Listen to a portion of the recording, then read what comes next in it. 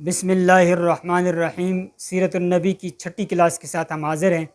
آج ہم آب زمزم کے بارے میں تھوڑی تفصیل بتائیں گے۔ جیسے کہ پہلے اس کا تذکرہ ہوا ہے کہ قبیلہ جرہم والے جو تھے وہ یمن کے رہنے والے تھے۔ اللہ کی طرف سے وہاں قحط سالی آئی اور بھوک و افلاس میں لوگ مبتلا ہوئے، تو قبیلہ جرہم روزی کی تلاش میں وہاں سے ہجرت کر گئے۔ یہ لوگ چلتے چلتے جب مکہ پہنچے، مکہ میں یہ آب زمزم کے پاس ہی ان کی ملاقات حضرت اسماعیل علیہ السلام اور اسی طریقے سے آپ کی والدہ حضرت حاجرہ علیہ السلام سے ہوئی۔ اس وقت تک حضرت اسماعیل علیہ السلام کو نبوت نہیں ملی تھی، چنانچہ قبیلہ جرہم والوں کو یہ جگہ پسند آ گئی اور یہ یہاں رہنے لگ گئے۔ حضرت اسماعیل علیہ السلام نے اس قبیلے سے شادی بھی کی۔ کچھ عرصے کے بعد حضرت اسماعیل علیہ السلام کو جب نبوت ملی تو آپ کو قوم عمالقہ اور قبیلہ جرہم اور یمن والوں کی طرف مبعوث کیا گیا۔ حضرت اسماعیل علیہ السلام 130 سال کی عمر میں وفات پائے اور آپ کی والدہ حضرت حاجرہ کے پاس ہی خطیم میں آپ مدفون ہوئے۔ حضرت اسماعیل علیہ السلام کے دنیا سے پردہ فرمانے کے بعد آپ کے بیٹے قیدار بن اسماعیل کے پاس مکہ کی ولایت آئی، یعنی مکہ کے اقتدار اور سرداری آپ کے بیٹے قیدار کے پاس آئی۔ لیکن مرور زمانے کے ساتھ جیسے جیسے زمانہ چلتا رہا تو اولاد اسماعیل اور قبیلہ جرہم کے درمیان مخاصمت اور تنازعات بڑھتے رہے، یہاں تک کہ یہ تنازع لڑائی تک پہنچا، اور جب لڑائی ہوئی تو اس میں قبیلہ جرہم والوں کو غلبہ ملا اور اولاد اسماعیل مغلوب ہوئی۔ تو اس کے نتیجے میں اولاد ابراہیم مکہ سے نکل کر اطراف مکہ میں پھیل گئی اور اطراف مکہ اور مضافات مکہ میں رہنے لگ گئی۔ لیکن قبیلہ جرہم نے کیا کیا کہ جیسے ہی کچھ وقت گزرا تو قبیلہ جرہم کے جو سردار تھے، جو بڑے تھے، انہوں نے لوگوں پر ظلم شروع کر دیا اور مکہ کی بے حرمتی کرنے لگ گئے۔ تو اس کے نتیجے میں عرب کے تمام قبائل جمع ہوئے اور انہوں نے یہ کہا کہ دیکھو بیت اللہ کی بے حرمتی ہو رہی ہے، لوگوں پر ظلم و ستم ہو رہا ہے، تو کیوں نہ ہم مل کر قبیلہ جرہم والوں کو یہاں سے بے دخل کر دیں۔ تو انہوں نے ایسے ہی کیا اور قبیلہ جرہم والوں پر حملہ کر دیا۔ تو نتیجتاً اولاد اسماعیل کو برتری ملی اور قبیلہ جرہم نے شکست کھائی۔ جاتے جاتے قبیلہ جرہم والوں نے ایک کام کیا، وہ یہ کیا کہ یہ جو آب زمزم تھا، اس آب زمزم میں انہوں نے پتھر اور مٹی اور مختلف قسم کا کچرا وغیرہ ڈال کر اس کو بند کر دیا اور زمین کے ساتھ بالکل برابر کر دیا تاکہ اس کے نام و نشانات بھی مٹ جائیں۔ قبیلہ جرہم والے یہاں سے تو چلے گئے، اب اولاد اسماعیل کے پاس اقتدار تھا، لیکن اولاد اسماعیل نے آب زمزم کی طرف کوئی خاص توجہ نہیں دی۔ چلتے چلتے عبد المطلب جو کہ آپ علیہ السلام کے جد امجد ہیں، جب ان کو مکہ کا اقتدار ملا،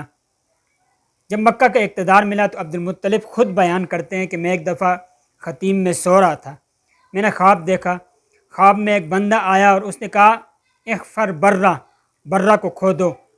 تو عبد المطلب کہتے ہیں میں نے پوچھا ومل برہ کیا چیز ہے؟ دوسرے دن اسی طریقے سے پھر خواب آیا اور وہ بندہ پھر آیا، اس بندے نے پھر آ کر یہ کہا اغفر مجنونہ کو کھودو۔ تو میں نے کہا ومل مجنونہ کیا ہے؟ تیسرے دن پھر وہ شخص خواب میں آیا اور اس نے کہا اغفر طیبہ کا کھودو۔ میں نے پھر پوچھا وما طیبہ کیا چیز ہے؟ چوتھے روز وہ شخص دوبارہ آیا، اس نے کہا اغفر آپ زمزم کو کھودو، اور پھر اس کی تفصیل بتاتے ہوئے اس نے یہ کہا کہ زمزم ایک ایسا پانی ہے جو کبھی نہیں ٹوٹتا، جو کبھی کم نہیں ہوتا، اور بے شمار حجاج اس سے سیر ہوتے ہیں۔ چنانچہ عبد المطلب جب صبح اٹھے، انہوں نے قریش والوں کے سامنے اپنا خواب رکھا اور انہوں نے یہ کہا میرا ارادہ ہے کہ میں اس جگہ کی کھدائی کرنا چاہتا ہوں۔ قریش والوں نے مخالفت کی، کہا کہ نہیں آپ ایسا مت کریں، لیکن عبد المطلب نے کسی بھی مخالفت کی پرواہ کیے بغیر آپ نے کدال لیا اور بیلچہ جو اس زمانے میں ہوتا تھا، پھاوڑے وغیرہ لے کر آپ اس جگہ پر پہنچے۔ آپ کا بیٹا ابو الحارث بھی ساتھ تھا، آپ نے اس کو کھودنا شروع کر دیا۔ تقریباً 3 دن تک آپ کھودتے رہے، وہاں سے ملبہ نکالتے رہے۔ تیسرے دن پھر جا کر حضرت اسماعیل علیہ السلام کے جو نشانات تھے، وہ نشانات اور وہ کنواں ظاہر ہوا۔ جیسے ظاہر ہوا تو آپ نے نعرہ تکبیر بلند کیا۔ عبد المطلب نے جب یہ کنواں کھودنے کے بعد آب زمزم کے پاس آپ نے چھوٹے چھوٹے حوض بنائے، اور اس حوض کے ذریعے سے جتنے حاجی آتے تھے اور جتنے لوگ تھے وہ اس سے سیراب ہوتے تھے۔ لیکن مکہ کے کچھ حاسدین جو تھے وہ ہمیشہ شرارت کرتے تھے اور ان حوضوں کو بند کرنے کی کوشش کرتے تھے۔ تو عبد المطلب اس سے بڑا پریشان ہوا، اس نے اللہ سے دعا مانگی کہ میں کیا کروں؟ تو خواب میں کسی نے ان کو یہ بتلایا کہ آپ اللہ سے ایسے دعا کریں کہ میں اس پانی سے کسی کو غسل کرنے کی اجازت نہیں دوں گا، پینے کی اجازت دوں گا۔ صبح کے وقت عبد المطلب نے جب یہ اعلان کیا کہ آب زمزم کے پانی سے کسی کو غسل کرنے کی اجازت نہیں ہے، البتہ آپ پانی پی سکتے ہیں، تو اس کی وجہ سے اب جو بھی لوگ ان حوضوں کے ساتھ چھیڑتا، ان کو خراب کرنے کی کوشش کرتا، تو نتیجتاً وہ کسی نہ کسی بیماری میں مبتلا ہو جاتا۔ یوں یہ جو آب زمزم کا پانی تھا اس کی حفاظت ہوئی۔ اسی آب زمزم کی کھدائی میں عبد المطلب نے ایک نظر مانی، چنانچہ آپ نے کہا میرے 9 بیٹے ہیں، اگر میرے 10 بیٹے مکمل ہو جائیں تو میں 10ویں بیٹے کو اللہ کے راستے میں ذبح کروں گا۔ جب آپ کا 10واں بیٹا حضرت عبداللہ پیدا ہوئے، اور حضرت عبداللہ آپ علیہ السلام کے والد ماجد، تو آپ کو کسی نے خواب میں آ کر یہ کہا اوفی بھی نظر، اپنی نظر کو پورا کرو۔ تو عبد المطلب حضرت اپنے بیٹے عبداللہ کو لے کر مذبح خانے میں چلے گئے۔ وہاں پہنچ کر آپ بڑے پریشان تھے، اس لیے کہ آپ حضرت عبداللہ سے بہت محبت کرتے تھے، آپ کی بہنیں بھی بہت زیادہ پریشان تھیں۔ تو آپ کی بہنوں نے عبد المطلب سے یہ کہا کہ آپ ان کے نام پر اونٹوں کے ذریعے قرہ ڈالیں، اگر قرہ اونٹوں کے نام پہ نکلتے ہیں تو پھر ہم اونٹ ذبح کر لیں گے، یوں حضرت عبداللہ بچ جائیں گے۔ تو انہوں نے 10 اونٹوں کا قرہ ڈالا۔ جب 10 اونٹوں کا قرہ ڈالا تو نام عبداللہ کا نکلا۔